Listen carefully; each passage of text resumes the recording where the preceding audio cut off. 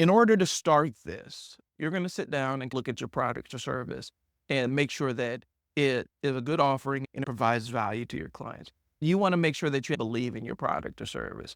You do not want to sell a product that you don't believe is going to transform people's lives. If you don't feel like this product can actually transform people's lives, it comes through in your delivery and your message. This ad you're building can contain video, it can contain just words that you've written. It can be photos. It could be a mixture of all. And so understand that the versatility comes in how you want to deliver this one. So just keep that in mind. I'm going to be using the business that I've co-founded with my business partner, which is a basketball training business called Coach Mo Athletics. Okay. So that's the example I'm using because I understand those pain points intensely. First things first, we're going to start with a strong hook. The hook that we use for coach is this: be a better player. We build better players. So first thing, we're going to start with a strong hook. Okay. And your hook is going to grab their attention in the first 3 to 5 seconds if you're doing a video. And you're going to do this by addressing a specific problem, asking a provocative question or making a bold statement. You want to stop the scroll and you want to make people want to learn more. So like right now with Coach Mo Athletics, since we're a basketball training business, we're heading into basketball season when I'm recording this. And one of the big things is kids are trying out for teams. The hook that we're going to put in is, did you not make the team? We're here to help.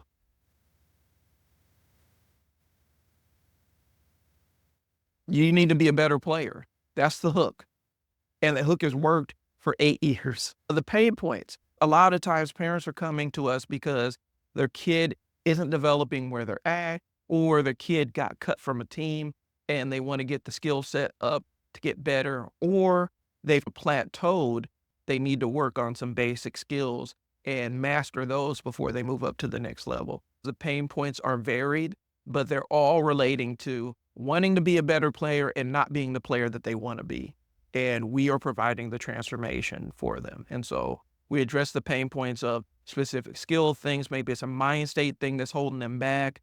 Or maybe it really is, I got cut from a team and I need a team to play on. And then next year I'm going to try out for the squad. So these are the different pain points that parents come to us with. We're going to speak directly to our audience's struggles and frustrations, showing them that they understand their problems. That builds an emotional connection and it keeps them engaged. Make it clear that you know exactly what they're going through. Okay? That's very important. All right? The value proposition. We're going to offer a simple solution to the problem. We're not going to overcomplicate it.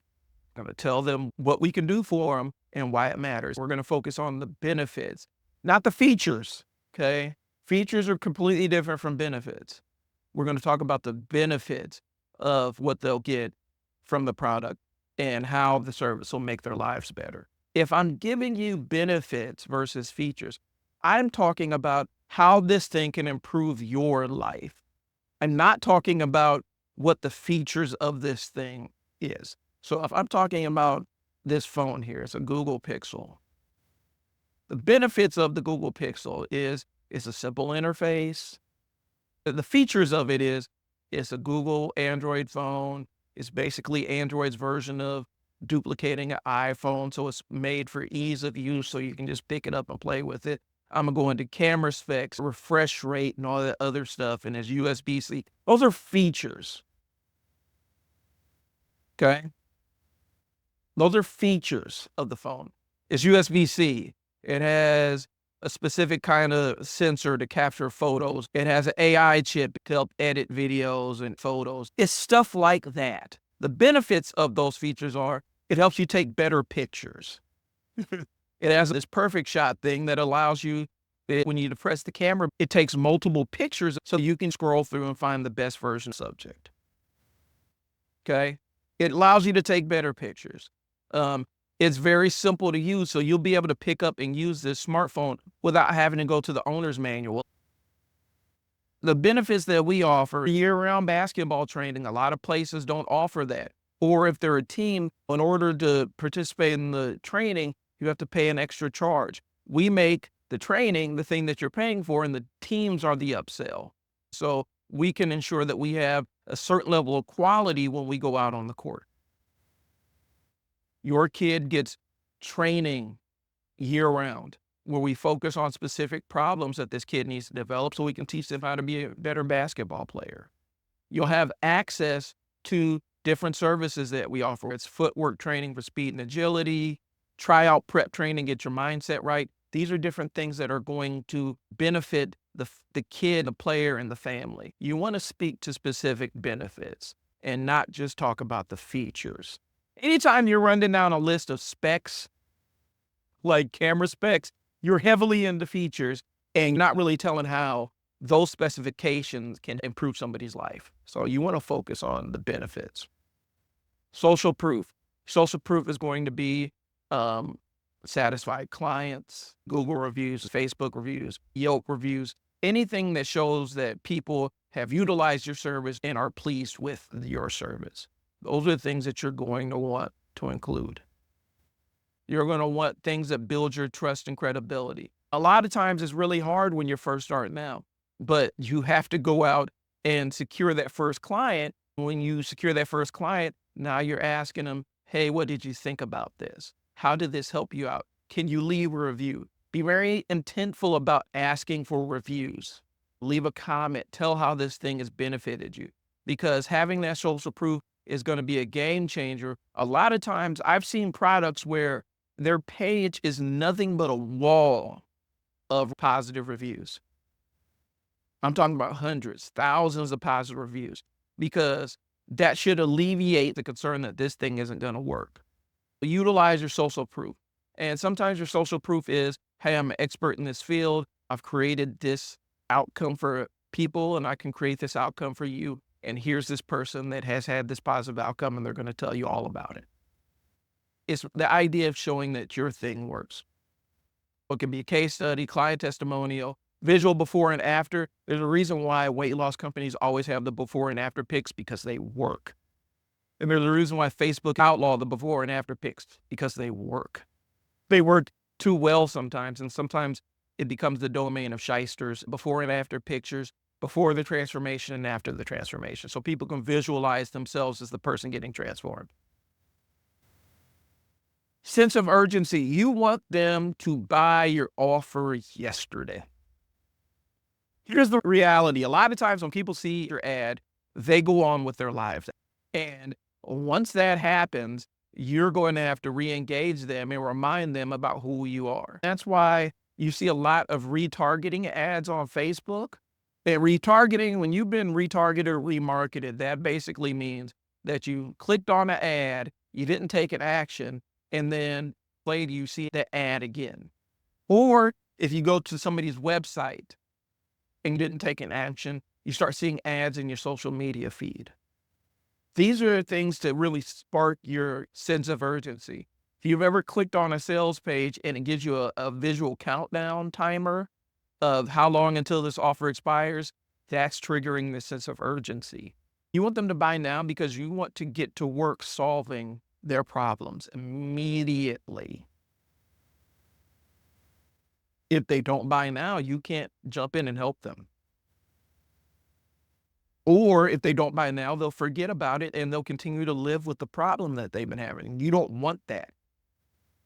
You want to solve their problem. You don't want them to have to linger and deal with the excess weight or the excess pain or spending more money than they have to, or not making a team. You don't want your kid to get rejected from all these teams, because that can damage their love of the game and really hurt their confidence moving forward. A lot of times when a kid gets cut from a basketball team, it's not because of their skill, it's because there's too many people doing the same thing on the team, and the team can only take so many kids. You have to learn how to play a different position. And without having the strong skill floor underneath you, you can't be versatile to switch and play other positions. You need to put that sense of urgency in there, because you want them to take action now. If they don't take action now, they're not going to come back tomorrow and take action. You know, a lot of times, if you're talking to a client, they say, oh, I need to go talk to my wife or husband. Do you need your husband's or wife's permission to lose weight? What if they tell you no, but you still want it? Are you going to listen to them or what? Do you need somebody else's permission? So a lot of times you want that sense of urgency so they take action immediately so they don't forget about you. And if you're selling a product, you have to believe in it. Do not market BS to people. Don't market something that you don't think is going to work. I shouldn't have to tell this to you, but there's going to be people that they will see it and say, I'm going to market this thing that I know nothing about and have no experience with.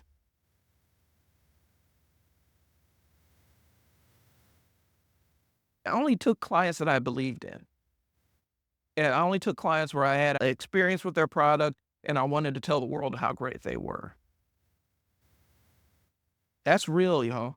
Don't market stuff that you don't have a personal connection or belief in because it comes across in all your marketing efforts. If you don't know it and you don't believe it and you're not a zealot of your own product or service, you don't need to be marketing it. That's just how I view things. It may go different for other people, but I don't sell people into stuff that I don't believe in. All right? Create the sense of urgency, get them to take action. You can use timers, countdown clocks, you can use limited time offers. You could say it's only going to be available for the next 7 people that sign up. There's bonuses, there's discounts that won't last. Anything that says, hey, you need to take immediate action to make this outcome a reality, to push them towards a solution. Okay? You're going to have a strong call to action. Your call to action needs to be very deliberate. You need to tell them exactly what you want them to do. You don't want to tap dance around it. You need to tell them exactly what you need them to do. If you want them to book an appointment, then you say, scroll to the bottom of this page, click the link. It's going to take you to our appointments page. At our booking page, you're going to see time slots available. Pick a time that works for you, and we will contact you to confirm your appointment 48 hours before our meeting. Boom, it's laid out. You tell them exactly what they're going to do and what they can expect. But be clear and direct of what you want them to do. If it's signing up or booking a call or purchasing something, make the next steps as easy as possible. I've made the mistake where I've made a call to action that was really muddled. They didn't know what the next steps were. Also, it's good practice to make sure that your next steps go the way that you say they're going to go. So if you send them to your web page, you need to click through your web page as a client and make sure all the buttons work the way that you need them to work.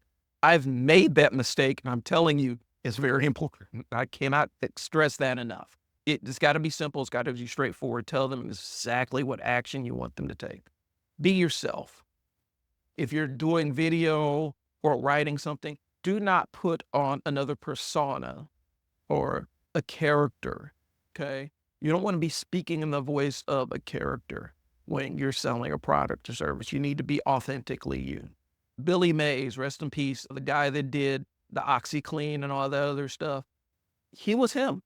If you read interviews of his friends and families, that's exactly who he was on camera.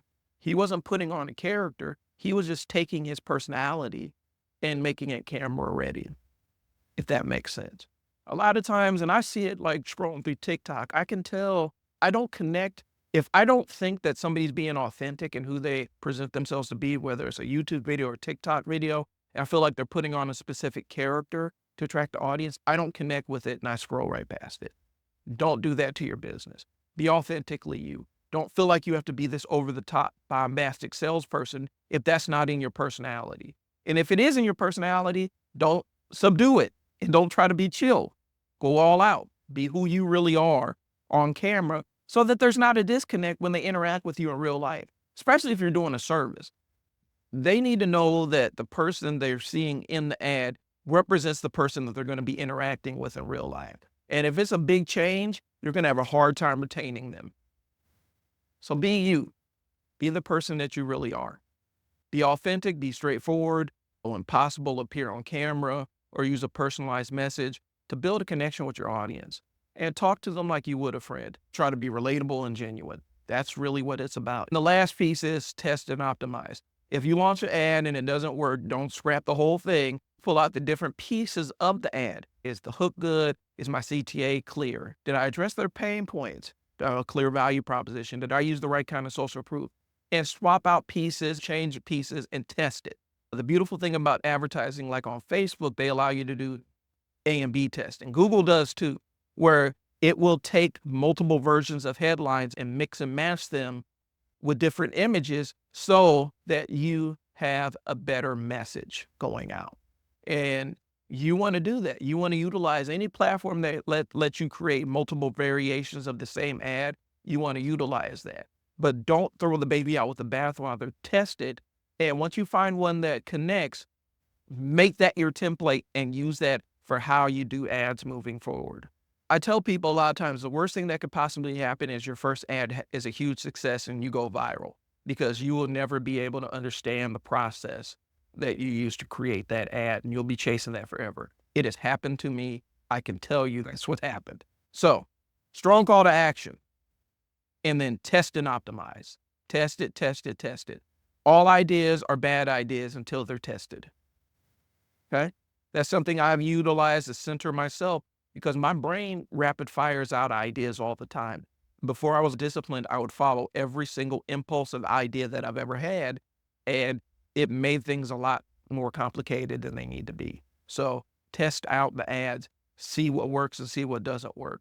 And when I say what works and what doesn't work, I'm talking about what makes money and what doesn't make money. I don't care about how viral it is and all the other stuff. If it's getting shared, that's a different thing. If people are sharing your ad, that's magic, because they're sharing it. That's an engagement that actually has value, because your ad is connected with them in some way, shape, or form. Engagements are great, but they can't happen in a fishbowl. If you're getting a ton of engagements, but people aren't following through on the ad, that means there's a piece of your ad that's broken and you need to fix it. Do not throw the whole thing out. Figure out the part that's broken and make it better. All right. So that's how you write the ad.